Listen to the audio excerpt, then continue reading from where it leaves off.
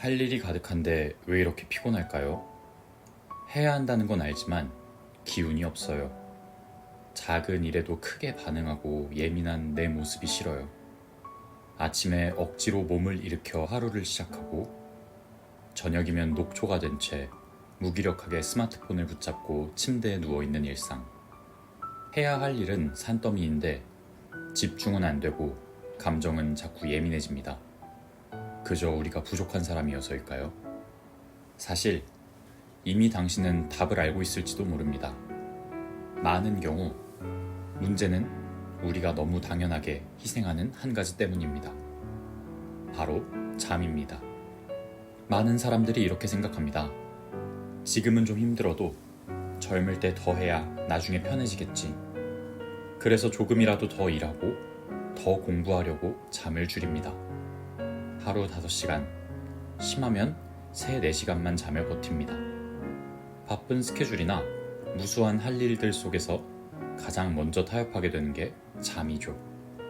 하지만 이 전략은 당신의 몸과 마음을 서서히 고장내는 방법입니다.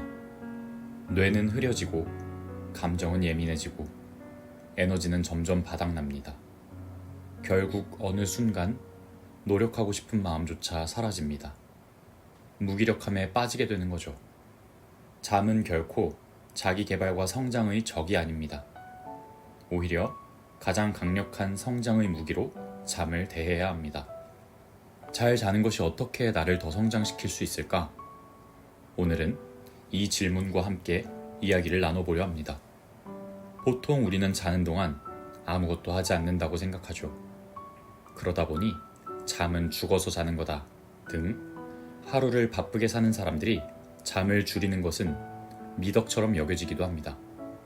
하지만 사실 잠자는 동안 우리 몸은 가장 바쁘게 움직이고 있습니다. 수면은 렘이 아닌 상태와 렘이라는 두 가지 단계로 나뉜다고 합니다. 이 두 단계는 보통 밤새 90분 간격으로 반복되며 각각 다른 일을 수행하죠. 렘이 아닌 수면의 깊은 단계에서는 심장이 천천히 뛰고 근육이 이완되며 체온이 떨어집니다. 이때 성장 호르몬이 분비돼 낮 동안 손상된 조직과 근육을 회복시키고 면역력을 높입니다. 그리고 렘 수면 단계에 들어가면 뇌는 마치 깨어있을 때처럼 활발하게 움직입니다. 우리가 꿈을 꾸는 시점도 이때입니다. 가장 인상적인 건 뇌 청소 기능입니다. 잠이 깊어지면 뇌 척수액이 활성화되어 하루 동안 쌓인 노폐물과 독소, 심지어 치매의 원인인 베타 아밀로이드까지 제거해줍니다. 즉, 잠은 단순히 에너지 보충의 재충전이 아니라 신체와 정신의 수리, 정비, 업데이트가 동시에 이루어지는 시간입니다. 또한 잠은 뇌의 핵심 기능들, 이를테면 감정 조절, 기억력, 창의성을 조율하는 핵심 도구입니다. 하나씩 살펴보겠습니다. 먼저 감정 조절입니다. 잠을 못 자면 왜 작은 일에도 짜증이 날까요? 하룻밤만 새워도 불안을 담당하는 편도체 60% 이상이 과민해지고 이성을 담당하는 전전두엽의 통제는 약해진다고 합니다. 결과적으로 평소라면 웃어넘길 일에도 화를 내고 감정을 롤러코스터에 쉽게 휘둘리게 되죠. 반대로 충분한 수면을 취한 날은 어떨까요?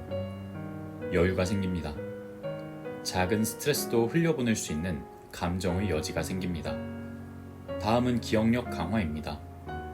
우리가 무언가를 제대로 배우고 내면화하는 것은 사실 수업 시간이나 업무 중뿐만 아니라 잠자는 동안에도 일어나는 과정입니다.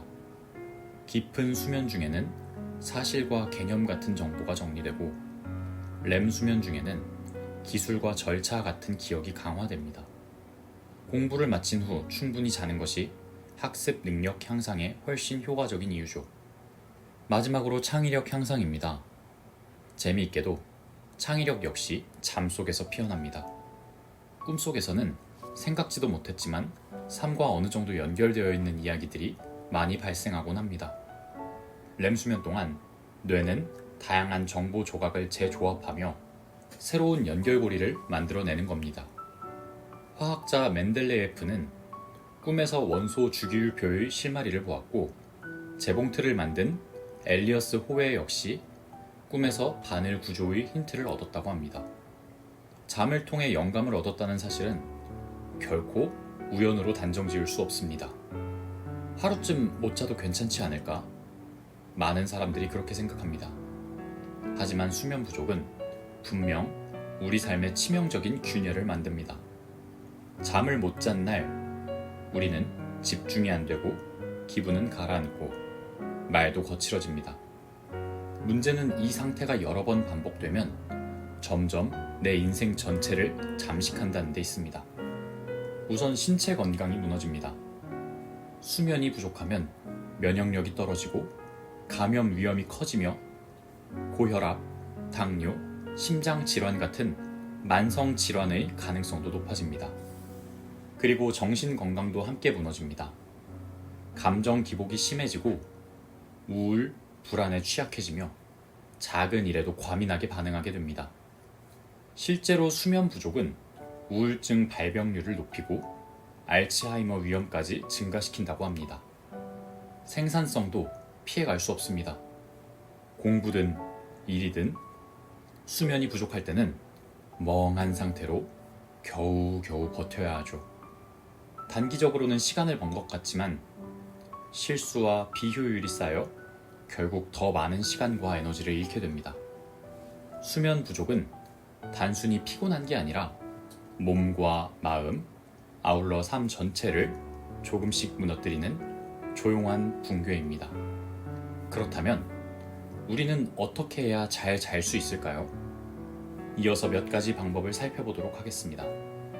첫 번째, 나에게 맞는 수면 시간 찾기.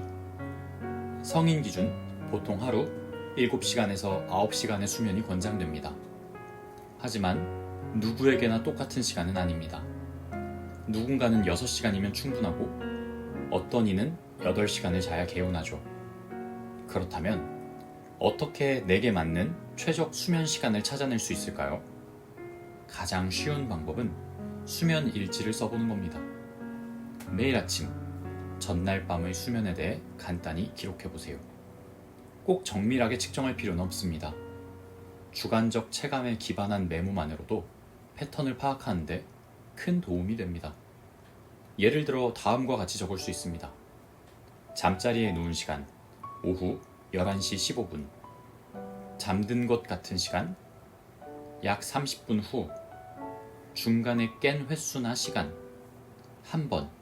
새벽 3시쯤 화장실.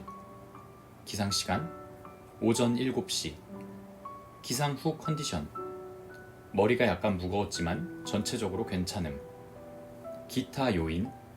저녁 6시에 커피 마심. 스마트폰은 10시까지 사용. 이런 기록을 한두 주만 이어가도 카페인을 늦게 마신 날은 꽤 오래 뒤척이네. 나는 7시간 30분 정도 잘 때 가장 개운하더라. 와 같은 자기만의 수면 패턴을 발견할 수 있습니다. 더 정확한 트래킹을 원한다면 스마트워치나 수면 측정 앱을 병행해 보는 것도 좋습니다. 단, 중요한 건 단순 데이터의 축적이 아니라 자기 패턴을 돌아보는 습관입니다. 두 번째, 수면 위생. 잠에 들기 좋은 환경 만들기. 매일 같은 시간에 자고 일어나는 루틴. 침실을 어둡고 조용하게 유지하는 습관. 취침 1시간 전 스마트폰과 TV는 멀리하기. 블루라이트 대신 조용한 음악이나 독서로 마음을 가라앉히기. 따뜻한 샤워, 스트레칭, 명상, 심호흡 등 반복적인 루틴을 지켜줄 때 뇌와 우리 몸은 이제 잘 시간이야 라고 인지하게 됩니다. 이는 편안하고 깊은 수면을 위한 강력한 신호가 될 수 있습니다. 세 번째, 카페인, 술, 낮잠 조절하기. 오후엔 커피 및 카페인을 줄여서 섭취하기. 음주는 취침 3시간 전에 마무리. 낮잠은 20분 이내, 오후 늦게는 피하기.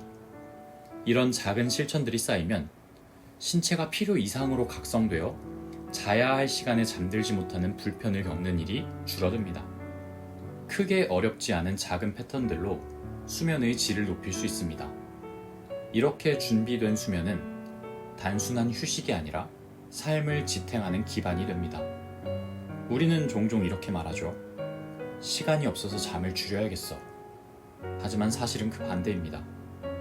잠을 줄일수록 진짜 나를 잃어갑니다. 집중은 흐려지고, 감정은 예민해지고, 몸은 조금씩 고장나죠. 결국 남는 건 무리한 노력과 지속되지 않는 열정뿐입니다. 잠은 자기 개발의 적이 아닙니다. 오히려 당신이 멀리 가기 위해 반드시 챙겨야 할 기초 체력입니다. 잠을 푹 잔 날, 우리는 더 차분하게 생각하고 더 또렷하게 집중하며 사람들에게 더 따뜻하게 말할 수 있습니다. 그러니 무언가를 더 하려 하지 말고 더 나은 내일을 위해 이제 그만 주무셔야 합니다. 이게 오늘 당신이 시작할 수 있는 가장 작고 강력한 변화가 될 것입니다. 우리는 멈추는 게 낯설어서 계속 움직이는지도 모릅니다. 하지만 자기 개발은 가장 깊이 잠든 그 순간에도 분명하게 이루어지고 있습니다. 오늘 밤 당신이 푹 자기를 진심으로 바랍니다. 그리고 내일 아침 당신이 조금 더 성장해 있다는 것을 느끼기를 바랍니다. 그럼 저는 다른 이야기로 다시 찾아오겠습니다. 당신의 더 나은 내일을 응원합니다. 고맙습니다.